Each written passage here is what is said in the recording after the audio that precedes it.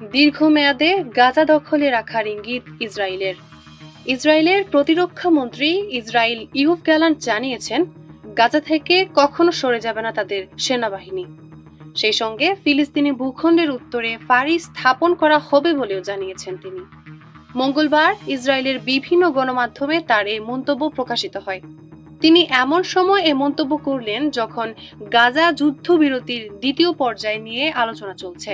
খর টিআরটি ওয়ার্ল্ডের মধ্যস্থতাকারীরা যুদ্ধবিরতির পরবর্তী ধাপ বাস্তবায়নের জন্য চাপ দিচ্ছেন, যার মধ্যে রয়েছে উপত্যকা থেকে ইসরায়েলিদের প্রত্যাহার। অধিকৃত পশ্চিম তীরে বেইত এলের অবৈধ ইসরায়েলি বসতি স্থাপনের এক অনুষ্ঠানে ইউভ গ্যালান্ট বলেন, আমরা গাজার অভ্যন্তরে আছি এবং আমরা কখনোই উপত্যকা ছেড়ে যাব না, এমন কিছুই ঘটবে না।